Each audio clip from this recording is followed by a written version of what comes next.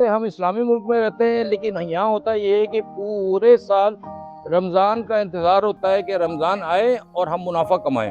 उसके लिए ज़ख़ीरा अंदोज़ी करते हैं। पूरा हराम खाना नहीं चाहिए। रमजान के महीने में क्या पूरी जिंदगी नहीं खानी चाहिए? आपकी औलाद फिर अच्छा नहीं कहलाएगी, बुरा लफ्ज इस्तेमाल होगा उसकी, आपको उसका मुकाफात अमल करके दिखाएगी। इसमें कहीं ना कहीं पर एक एलिमेंट आ जाता है प्राइस कंट्रोल का, कि प्राइस कंट्रोल का काम तो इंतजामिया का या हुकूमत का है। अगर आड़ती ने आवाज लगा दी 80 रुपए किलो, तो उससे कोई पूछने वाला नहीं है। और 80 रुपए उठाने के बाद वो 160 में बेचे या 200 में बेचे, उसका भी कोई चेक एंड बैलेंस नहीं है। ये सारा कानून जो है ना मतरूक हो चुका है इस मुल्क में। सब्जी मंडी में रमज़ान के दिनों में बाकायदा मजिस्ट्रेट की ड्यूटी लगती है, लेकिन मजिस्ट्रेट नहीं आता। उसका कोई प्यून, कोई चपरासी, कोई क्लर्क आता है, वो प्राइस लिस्ट पे साइन कर देता है जो शहर में ठेलों पे लगी हुई होती है। इसमें जो हुकूमत की तरफ से अख्तियारात है या हुकूमत ने जो प्राइस मैकेनिज्म बनाया हुआ है, वो इस चीज़ को ग्रास रूट पर कंट्रोल करने के लिए असिस्टेंट कमिश्नर को रखा हुआ है। यह असिस्टेंट कमिश्नर रिश्वतें ले लेके गरीबों को मारते हैं। यूटी स्टोर कारपोरेशन जो तो गवर्नमेंट का इदारा है, कम कीमत पे सामान देने का ऐलान किया जाता है, उसके लिए अरबों रुपए की सब्सिडी देती है गवर्नमेंट। लेकिन जब आप किसी भी यूटी स्टोर पे चले जाएं तो आपको कोई भी सामान नहीं मिलेगा। भाई सारा माल पहले से बड़े लोगों को बेच देते हैं, ये लोग रिश्वत लेके सारा माल उनको बेच देते हैं और फिर बाद में ये धंधा करते हैं। मैं सैल्यूट करता हूँ कराची वालों को स्पेशली, मगर आपकी गवर्नमेंट का कोई एक्शन नहीं है उसमें।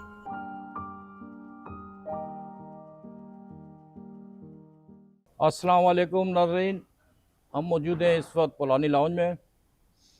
और पुरानी लॉन्ज माशाल्लाह से एक मुनफरिद HDTV का यूट्यूब पे चैनल है जो आप देख रहे होते हैं। अच्छा, इसमें हम बहुत ज़्यादा शकील या बहुत ज़्यादा सख्त गुफ्तगू नहीं करते, बल्कि माहौल पे और जो सूरत हाल होती है, करंट अफेयर समझ लें, उस पे हम लोगों को देते हैं। और हमारे मोहतरम जनाब याया पुलानी साहब जो पुलानी लॉन्ज के मालिक हैं, हमारे मोहतरम मोहम्मद अली सुमरो साहब जो हमारे सीनियर साफ़ी हैं, तो हम मुख्तलिफ मौजू पे बात करके इस चीज़ का ख़ुलासा निकालते हैं कि कोई अच्छा पैगाम आने वाली नस्ल तक पहुंच जाए। और आज का मौजू जो है वो हमारा रमज़ान है। तो याया साहब ने मुझे एक दिन बताया कि ये चूँकि पूरी दुनिया में घूमे हुए और छोटे छोटे मुल्क घूमे हुए कि वहाँ पे रमज़ान आने पर 50% of Ramzan offer, Ramzan package, special Ramzan package, ये वो लोग करते हैं जो गैर मुस्लिम है। यानी कि हम तो मुसलमान हैं, तो अगर हम तो अपना फ़र्ज समझ के रियायत देंगे, डिस्काउंट करेंगे। वो तो हिंदू हैं, यहूदी हैं, क्रिश्चियंस हैं, वो लोग जो है रमज़ान को इतनी अहमियत देते हैं।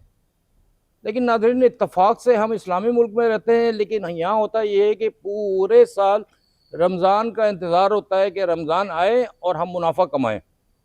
हम रमज़ान में इतना पैसा कमाएं कि पूरे साल खाएं। उसके लिए ज़ख़ीरा अंदोज़ी करते हैं। अभी हालिया 1 हफ़्ते के 15 दिन के दौरान चीनी पे 20 रुपये किलो का इजाफा हो गया है। तो 120 रुपये से 158 रुपये तक हो गई है। आप अंदाज़ा कर लें कि इसी तरह आटे पे भी होगा, बेसन पे भी होगा जिससे पकौड़े बनवाते हैं, और घी पे भी, सब चीज़ों पे होगा। अच्छा, एक चीज़ और देखिए, अभी इसी दौरान थोड़ी सी मेरी ये तमीद नाजरीन वो हो जाएगी, फिर हम याया साहब से पूछेंगे कि कराची, क्योंकि हम बैठ के कराची में प्रोग्राम कर रहे हैं तो मैं कराची की बात करूँगा। कराची में सवाब की नीयत से बड़ी तादाद में लोग शबीना कराते हैं, तरावियाँ कराते हैं घरों पे, लेकिन वही लोगों में से बड़ी अक्सरियत इस ज़ख़ीरा अंदोज़ों में शामिल होती है। ये बड़ा अफसोस का मुकाम होता है, क्योंकि हम बात चेहरे दिख रहे होते हैं कि वो 10 रोज़ा तरावी, 15 रोज़ा तरावी या घर पे तरावी, लेकिन वही 50 ट्रक चीनी के ज़ख़ीरा किया हुआ होता है, घी के किया हुआ होता है। तो उसको यही नहीं पता कि काम में क्या कर रहा हूँ प्रैक्टिकल, और सवाब किससे मांग रहा हूँ। अगर उसी में वो डिस्काउंट कर दे तो बड़ा सवाब होगा। बड़े बड़े यहाँ दस्तरखान लगते हैं, सड़कों पे लोग पानी पिलाते हैं, सड़कों पे रोज़े खुलाते हैं, बहुत सवाब का काम करते हैं, बहुत चैरिटी करते हैं, बहुत ज़कात। बल्कि एक अदाद शुमार के मुताबिक कि पाकिस्तान के सारे शहरों के मुकाबले में कराची वही शहर है जिसमें सबसे ज़्यादा ज़कात दी जाती है, सबसे ज़्यादा खैरात दी जाती है, सबसे ज़्यादा सड़कों पे और लोगों को रोज़ा खुलाने की वो इंतज़ामात किए जाते हैं। लेकिन मेरा या पलानी साहब से ये सवाल है कि जब लोग इतने इस्लामी जहन के हैं और घरों पे इतनी तरावियाँ और नाम और रमज़ान में पाँचों वक्त की नमाजें सब कुछ होता है, तो जो वो दुकानदार हैं या ताजिर हैं या किसी भी शेप में वो हैं, मतलब रक्शे वाला 100 रुपये की जगह 200 रुपये 500 रुपये लेना शुरू कर देगा, सिलाई वाला जो 800 या 1000 रुपये का सीता है ये सेठ साहब वो फिर 2000 कर देगा या 1800 कर देगा 1600 कर देगा, फ्रूट वाला कीमत बढ़ा देगा, सब्जी वाला बढ़ा देगा, अच्छा फिर ग्रोसरी वाले सारे बढ़ा देंगे। मैं सिर्फ ये इस सारी तमीद के बाद छोटा सा सवाल आपसे कर रहा हूँ कि जिस तरह ये दुनिया भर में गैर मुस्लिम जो है रमज़ान में मुसलमानों के लिए स्पेशल पैकेज देते हैं, यहाँ क्यों नहीं होता? बिस्मिल्लाहिर्रहमानिर्रहीम। सबसे पहले मैं आपका शुक्रिया अदा करता हूँ कि बड़ा अच्छा मौजू आज आपने चूज़ किया है और कोशिश ये करें कि इस सब्जेक्ट को रमज़ान से पहले रिलीज़ होना चाहिए ताकि लोगों के अंदर अवेयरनेस आए। दूसरी जो आपने बात शुरू की, स्टार्ट से मैं उसकी फेवर में नहीं हूँ। अगर रिक्शे वाले ने 200 ज़्यादा ले लिए तो यार रमज़ान में महंगाई भी इतनी हो जाती है। किसी फ्रूट वाले ने ज़्यादा थोड़ा ले ली, असल जो मार्केट होलसेल मार्केट है ना वो डिपेंड करती है इसके ऊपर। जब होलसेलर उनको माल महंगा देगा तो तुमको सस्ता कहाँ से देगा? नहीं दे सकता। ये जितने बड़े बड़े जो टाइकून हैं ना हर जगह के, जिस तरह आपने एक बात बड़ी अच्छी की, स्टोरेज। एक मतलब मैं मुल्तान में गया था और एक अखबारी नुमाइंदा ही था, उसका अपना स्टोरेज था और उसमें अंडे स्टोरेज किए हुए थे, देसी और फार्म के। मैं उसको अंदर देखने गया, मैंने कहा ये क्या है? सर अभी सीजन आने वाला है ना तो ज़रा दाम बढ़ जाएंगे। देखो यार, छोटा आदमी का कोई कसूर नहीं। अभी आप यूके चले जाओ, यूके में कानून कौन सा है? हज़रत उमर रज़ियल्लाहु ताला के नाम के साथ जुड़ा हुआ उमर लो। आपने भी एक बोला, हिंदू भी 50% डिस्काउंट देता है, अगर यहूदी देता है तो कोई बड़ी बात नहीं, वो अहले किताब है। क्रिश्चियन देता है वो भी अहले किताब है, मुसलमान देता है वो भी अहले किताब है। इनके ऊपर तो पहले ही लागू है देने का, मगर हिंदू देता है ना वो बहुत बड़ी बात है। और क्या सिस्टम, लोग अपनी 6-6 महीने की ग्रोसरी वैलिडिटी देखते हैं, कितनी वैलिडिटी है वो खरीद लेते हैं 6 महीने पहले। फिर 6 महीने के बाद इनका आ जाता है क्रिसमस। क्रिसमस में भी क्या है, 15%, 20%, 25% में आपको आइटम मिल जाएगी। आपकी जितनी कपड़े ये वो सब मिल जाएंगे। ऐसा कोई इशू नहीं है मेरे भाई। आपका दुबई है, 50% तो आम कर देता है वो, और स्पेशली जो गरीब लोग होते हैं ना उनको 70% देता है वो। जी दुबई में, यार ये मुसलमान मुल्क सऊदी अरब में। आप कराची की बात किया आपने, मैं सल्यूट करता हूँ कराची वालों को स्पेशली, मगर आपकी गवर्नमेंट का कोई एक्शन नहीं है उसमें। ये सब प्राइवेट सेक्टर वाले लोगों को जमा करने में, तरावियाँ पढ़ाने में, ज़रूरी नहीं है कि उसके बाद गलत काम करे वो। कुछ लोग करते हैं। आप पंजाब में जाके देखें, आप जितनी जाली दवाएं वहाँ बनती हैं, और अजान होती है तो मालिक दाढ़ी वाला मस्जिद में घुस जाता है। जितना जाली दूध वहाँ बनता है पाकिस्तान में वो कहीं नहीं बनता।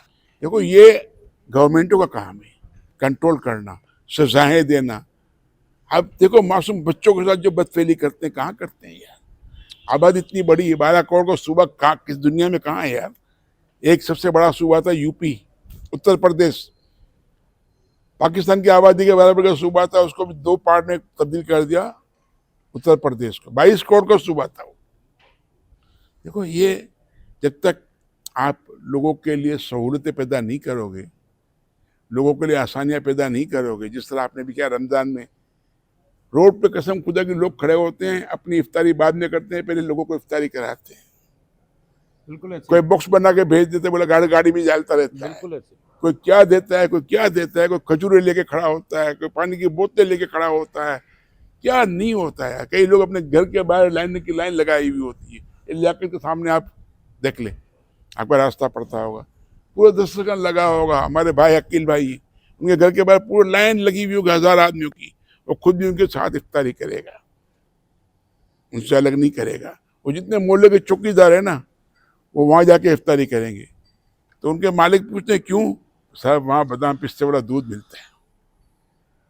अब देखो, ये अल्लाह ने उसको दिल दिया है, सखावत वाला दिल, इतना बड़ा दिल। अल्लाह ने वजन भी इतना बढ़ा दिया तो दिल भी इतना बढ़ा दिया है। ऐसे और बहुत सारे लोग हैं। अभी जेडीसी सैलानी को देख लो आप, रोज 2 लाख लोगों को रोजाना खिलाना 365 दिन, आसान काम नहीं है भाई। इसमें कहीं ना कहीं पर एक एलिमेंट आ जाता है प्राइस कंट्रोल का, और वो मेरा ख्याल है कि 100% दुरुस्त बात कर रहे हैं कि प्राइस कंट्रोल का काम तो इंतजामिया का या हुकूमत का है। पहले किसी दौर में एसडीएम क्या करता था, फिर बाद में वो ख्यालात कमिश्नर मजिस्ट्रेट के के हाथ पास में आ है। गया। तो ये जो होलसेल मार्केट है, चाहे वो फ्रूट मंडी हो, अनाज मंडी हो या सब्जी मंडी हो, सुबह 4 बजे जब वहां पर ट्रक उतरता है जो सिंध पंजाब या कहीं से भी आता है, हाँ हाँ हाँ, तो सुबह आरती लोग पहले आरती- देखो 2 आइटम है ना, और बोल्टन मार्केट में उतरती है, जी, आलू और प्याज। अच्छा, वहाँ उनके बड़े बड़े आरती बैठे होते हैं, फिर वो ठीक खुद ही ऑर्डर करते हैं ये ट्रक वहाँ उस मंडी में वहाँ ले जाना, हाईवे पे, मेन मंडी पे। लेकिन गुजारिश ये है कि by the law assistant commissioner ने, एसी ने सुबह 4 बजे वहां मौजूद होना है। ये बुक्स में भी है और ये प्रैक्टिस भी रही है। लेकिन एसी साहब हो या ना हो, उसकी बोली लग जाएगी। भले जो टमाटर वहां सिंध से चला, काश्तकार को भले 4 रुपए फी किलो पड़ा, और वो यहाँ पहुंचते पहुंचते उसमें लॉजिस्टिक्स भी डाल दें, फ्यूल भी डाल दें, वो 20 रुपए फी किलो हो गया। अगर आड़ती ने आवाज लगा दी 80 रुपए किलो, तो उससे कोई पूछने वाला नहीं है। और 80 रुपए उठाने के बाद वो 160 में बेचे या 200 में बेचे, उसका भी कोई चेक एंड बैलेंस नहीं है। मुल्क में निज़ाम है, सिस्टम है। जैसे सूबे की शक्ल पे ले लें आप, या कराची में शामिल कर लें, हुकूमत की तरफ से 3 होते हैं अफसरान, एक सेक्रेटरी फूड, एक सेक्रेटरी एग्रीकल्चर, एक कमिश्नर कराची और एक director general bureau supplies and prices. ये 4 अफसर ऐसे हैं जो ग्रेड 20 के होते हैं।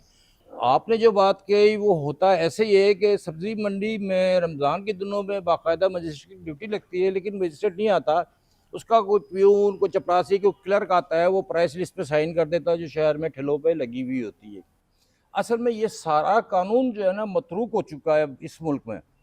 2025 चल रहा है और मैं इस हवाले से, क्योंकि मैंने बहुत काम किया है प्राइसिस पे, तो मैं इस हवाले से कहता हूँ कि अब कानून में बड़ी तेज़ी से तरमीम करनी चाहिए।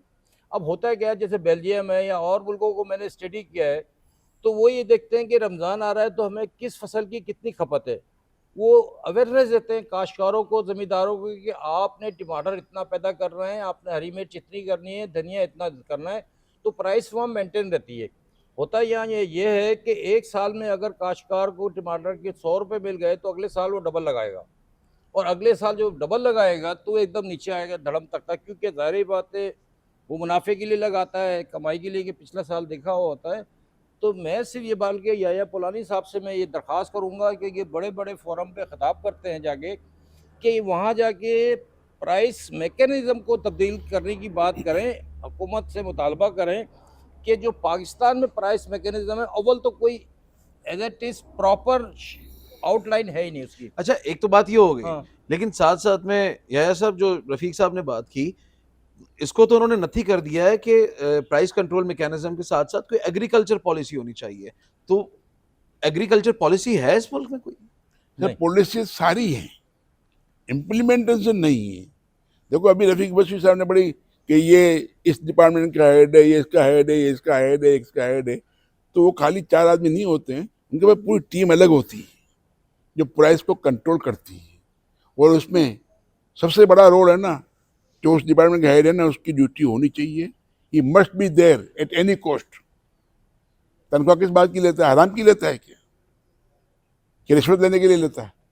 नहीं, वो भी एग्जेम्प्टेड नहीं है।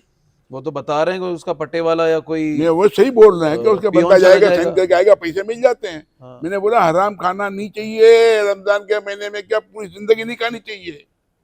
आपकी औलाद फिर यस, अच्छा नहीं कहलाएगी, बुरा लफ्ज इस्तेमाल होगा उसकी। वो आपकी औलाद आपका साथ नहीं देगी जिंदगी भर, आपको उसका मुकाफात अमल करके दिखाएगी, कल आपको घर से बाहर निकाल के भी दिखाएगी औलाद।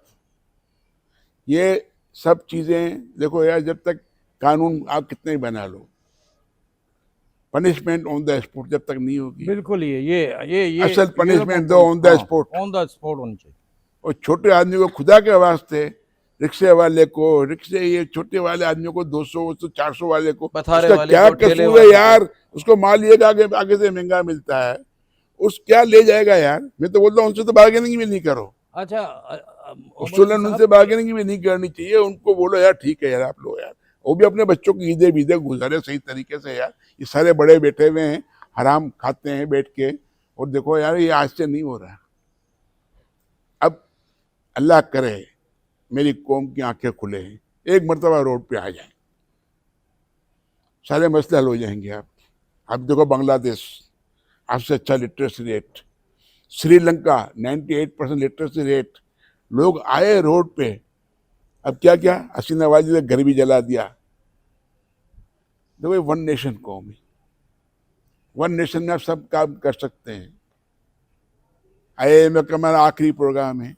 अबे हर मरतबा आखिरी प्रोग्राम में होता तुम्हारा, अबे तुम लोग मर जाओ, जान छुड़ाओ यार। IIMF लोगों से पैसे वसूल, टैक्स लो सारे। तुम जितने बड़े बैठे हुए हैं हुक्मरान, वो सबसे बड़े अमीर आदमी हैं, उनसे क्यों नहीं ले सकते भाई? एक चैरिटेबल इंस्टीट्यूशन है यहाँ पर कादर में, इनके दोस्त चलाते बशीर जान मोहम्मद साहब। उन्होंने अपनी टीम में 6 बड़े बंदों को बनाया ट्रस्टी। उसका इलाज बहुत सस्ता करता है।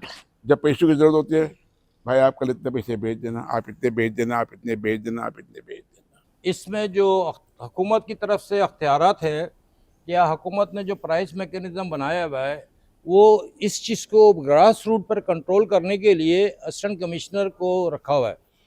यार असिस्टेंट कमिश्नर रिश्वतें ले लेके गरीबों को मारते हैं। मैं यही कहना चाह रहा हूँ हाँ। कि वो जो है, अच्छा उसके लिए भी पाबंद किया है कि कमिश्नर का ऑर्डर निकलते हैं कि वो रोजाना की बुनियाद पे ये मार्केट है, ये इनको दूध वालों को, सब्जी वालों को चेक करेगा। लेकिन वो क्या करता यार है, दूध वाले को दूध महंगा मुझे बताओ यार, इस बच्चे को अगर ये रमजान में 10,000 ज्यादा कमा लेगा तो इसके बच्चों की ईद अच्छी हो जाएगी। जो अरबों रुपये खा जाते हैं, उसको कोई पूछने वाला ही नहीं है यार। रफीक भाई, मेरा आपसे एक सवाल है, और इसका एक ज़िमनी सवाल भी है, लेकिन आप सिर्फ अगर हाँ या ना में या जैसे भी जवाब दें तो फिर उसके बाद असल सवाल उसके बाद है कि आपकी माहाना आमदनी चाहे 5 लाख रुपए भी हो, लेकिन ऐसा कभी ना कभी तो हुआ होगा, और अभी माजी करीब में भी हुआ होगा कि घर में कोई सब्जी महंगी, और यही सवाल अगर मैं सेठ साहब से करूं तो यहाँ भी हुआ होगा कि कोई सब्जी महंगी आई हो तो भाभी ने नाराजगी का इजहार किया या नौकर पे कोई तबर्रा किया। यार असल देखो यार, ये अल्लाह के बड़ा एक करम होता है। ठीक है, अभी टमाटर सस्ते हो गए।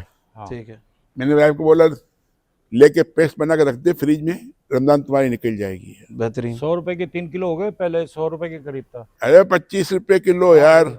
मेरा दोस्त बोलता है मैं मेरी मार्केट में आऊँ ना, मैं पूरी पेटी देता हूँ 22 रुपए के हिसाब से, किलो के हिसाब से। बेहतरीन, बेहतरीन। देखो ये हमारे लोगों में भी अवेयरनेस होनी चाहिए।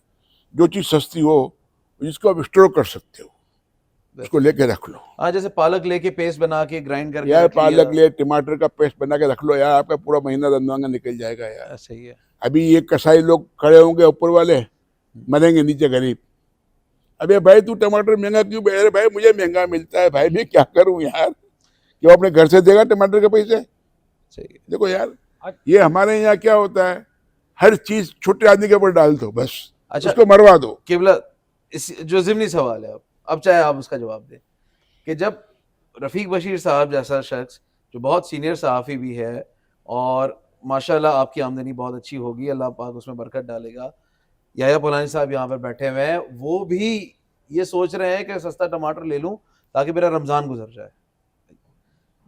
वो जो बेचारा मजदूरी कर रहा है, दिहाड़ीदार है, पथारे वाला है, मगर वो रेडी वाला वो बेचारा लेके पेस्ट बना के रखेगा कहाँ पर? सवाल ये है मेरा कि एसी तो सुबह सुबह 4 बजे जा नहीं रहा है, तो महंगाई तो होगी ना, फिर आवाम की चीखें निकलेंगी। बिल्कुल बिल्कुल। कौन जिम्मेदार है? इसकी जो है ना हुकूमत जिम्मेदार है। हर चीज की जिम्मेदार मतलब कि वजीर आजम भी आ जाता है, सदर भी आ जाता है, हर एक भी आ जाता है, सब आ जाते हैं, खरीदार आ जाता है। अच्छा, मैं एक और थोड़ा सा या सेठ साहब की तरफ ले एक थोड़ा सा वो कर रहा हूँ जी कि प्राइवेट सेक्टर तो ये बढ़ाती है, जैसे अभी कहा इन्होंने बड़े बड़े आड़तियों को, होलसेलर्स को, इनको भी जो है वो पकड़ना चाहिए, क्योंकि ठेले वाले को हम पकड़ते हैं। अच्छा, इसमें अभी एक थोड़ा सा जुमला दे दूं जो आपको याद होगा, वो ये है कि पहले ठेलों के नंबर होते थे हाँ, कि 15, 120, 25 ऐसे ये छोटी प्रेस सी। लिस्टें भी लगी हुई होती है, उनसे हाँ, लगवाते थे अच्छा, गरीब से यार। ये अब तो हमने कभी मैंने देखा था, लेकिन अब नहीं है। उससे होता क्या है पता है, गवर्नमेंट बनाती है कंप्लेंट सेंटर जगह जगह कि जो महंगा बेच रहा है मुकर्रर टाइम के में ज्यादा तो कंप्लेंट करे। होता ये आपके पास ठेला नंबर तो है ही नहीं। अभी वो ये ठेले वाला यहाँ खड़ा है, 200 रुपये बेच के आगे निकल लिया, वो 250 रुपये बेच रहा है, मजिस्ट्रेट ढूंढते ही रहेगा कंप्लेंट पे, वो वो मेरे कहाँ भाई गया? फिर उनके वो गायब हो गया। रफीक साहब उसकी रजिस्ट्रेशन कोई नहीं है ठेले की, ना वो पकड़ में आता है। रफीक एक साहब फिर उनसे जुर्माना भी लेते हैं। हाँ, एक बात, दूसरी बात ये कि जैसे हमारा यूटिलिटी स्टोर कारपोरेशन है, सेट यूटिलिटी स्टोर कारपोरेशन जो, वो तो गवर्नमेंट का इदारा है, उसको बंद करो। ठीक है ना? नहीं, जो जितने मैं कहना चाह रहा पैसे हूँ, जिसके पैसे वहाँ जितने पे पैसे आप खर्च कर दो कम सब्सिडी में कीमत दे पे दो लोगों को। कम कीमत पे सामान देने का ऐलान किया जाता वही है, कम उसके लिए कीजिए। अरबों रुपए की सब्सिडी देती है गवर्नमेंट। ये माल लेकिन जब उठाता आप कौन है किसी वहां भी से? यूटिलिटी स्टोर पे चले जाएं तो आपको कोई कोई चीज भी नहीं सामान नहीं मिली। मिलेगा। और भाई सारा माल पहले से बड़े लोगों को बेच देते हैं ये लोग, रिश्वत लेके सारा माल उनको बेच देते हैं और फिर बाद में ये धंधा करते हैं। नहीं मेरे तो ये बड़े तो बताया ना कि जो फॉर्मूला इम्तियाज के पास है, जो फॉर्मूला नाहिद के पास है, या नहीं, चेज के पास, अभी ये भी महंगा या हो गया। चैनवन के पास है, कोई ना कोई फॉर्मूला तो होगा ना कि वो बल्क में उठा। वो फॉर्मूला गवर्नमेंट के पास क्यों नहीं है? तो भाई गवर्नमेंट के पास सारे फार्मूले हैं। मसला इम्प्लीमेंट कौन करे जज साहब? मतलब ये है कि आपने जिसको एमडी बनाया, जिसको बड़ा बनाया, उसने बड़े उसके ताल्लुकात बड़ों से ही होंगे ना भाई, छोटे से तो नहीं होंगे ना। तो बड़ों को माल सारा एडवांस बेच देता है, वो बोला माल खत्म हो गया। सही। अबे भाई ये यूटिलिटी स्टोर बंद होने चाहिए।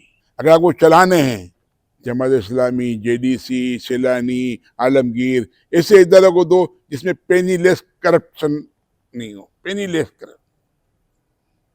ये लोगों को उनको दो ना भाई, वो आपको चला के भी दिखाएंगे। जमात इस्लामी के पास कितना बड़ा नेटवर्क है पाकिस्तान में, छोटा है। बहुत बड़ा। ये सैलानी वाला सैलानी, फिर ये इधर सब्जी मंडी पे जी, दावत इस्लामी। दावत इस्लामी, उसका नेटवर्क कम है क्या? इंडिया के 32 शहरों में दावत इस्लामी का चैनल देखा जाता है, कोई एडवर्टाइज नहीं है उसमें। अब उनके हवाले करो यार। ये पूरे नहीं, मैं ये पाकिस्तान में कहना इनका चाह रहा नेटवर्क था, है भाई, ये फ्री में काम करेंगे आपका। एक छोटा सा आदमी है इम्तियाज, बादराबाद में छोटा सा स्टोर उसी का था। जी तो आज कराची से लेके इस्लामाबाद, गुजरांवाला, सियालकोट, फैसलाबाद, हैदराबाद और हर शहर में है हर उसका शहर स्टोर, में उसके बेहतरीन स्टोर चल और रहे हैं। एक भी नहीं है, तो एक लेकिन से भी ज्यादा नहीं है। है, कुछ भी नहीं है, लाखों लोगों को रोजगार भी दिया है, आराम से दिख रहा है। जैसे अभी अली सुमर साहब ने कहा कि कोई मैकेनिज्म तो होगा, तो उसी तरह का मैकेनिज्म की कॉपी करके यूटिलिटी स्टोर कॉर्पोरेशन को क्यों नहीं चलाते? और मेरे भाई नहीं चल सकता, गवर्नमेंट एम्प्लॉई है। Private sector is a different thing, government sector is a different thing. Government भाई इंशाल्लाह फिक्र नहीं करो, सबसे ज्यादा जहन्नम इन्हीं लोगों से भरी हुई होगी। ये पुलानी साहब ने कहा कि जो रमज़ान के दिनों में ज़ख़ीरा अंदोज़ी करेंगे, महंगा बेचेंगे और आवाम को तकलीफ़ पहुँचाएंगे, सबसे ज़्यादा जहन्नुम इन्हीं लोगों से भरा हुआ होगा। इंशाल्लाह। ठीक है ना? ये तो अब हम इस बारे में तो हम कोई राय नहीं रख सकते, क्यों कह नहीं नहीं राय सकते, रख लेकिन सकते ये भाई? कि बहरहाल दिल की ख्वाहिश हमारी भी है जकीरा अंदोजी सबसे बड़ा गुनाह है। हाँ, जो बात इन्होंने कही है, हमारी ख्वाहिश भी वही है। नाज़रीन, इस प्रोग्राम का अख्ताम करते हुए आड़तियों से, हुकूमती हलकों से, ताकतवर हलकों से, बड़े ताजिरों से, जिनकी वजह से छोटे ताजिर पिसते हैं, उन पे जुर्माने होते हैं, वो सज़ाएं भुगतते हैं, तो वो अपना अपना किरदार अदा करें। और जैसे एक तजवीज़ बड़ी अच्छी दी है अभी या पुलानी साहब से कि ख़वातीन को चाहिए कि ऐसी चीज़ें जो कम रेट पे मिल रही हैं उनके पहले से स्टोर कर लें। आप रमज़ान के पहले दिन ही जो है वो जाके बल्क में बहुत सारी शॉपिंग ना करें, ज़रूरत की कर लें, ताकि कीमतें मुस्तहकम रहें। और इसका फेज़ रमज़ान का सवाब भी आम मज़दूर से लेके बड़ा आदमी तक हासिल कर सके। देखते रहिए हमारा ये प्रोग्राम, इंशाल्लाह फिर हाजिर होंगे प्रोग्राम में पुलानी लाउंज के साथ, और हमारे साथ फिर अल्लाह सेहत और ज़िंदगी रखे पुलानी साहब के साथ। सरपरस्ती में प्रोग्राम जारी रहेगा। इलाही आमीन। ये रमज़ान पैकेज के कीजिए, हमारा प्रोग्राम देखिएगा, लाइक कीजिए, सब्सक्राइब कीजिएगा और इसका फीडबैक दीजिएगा। बहुत बहुत शुक्रिया।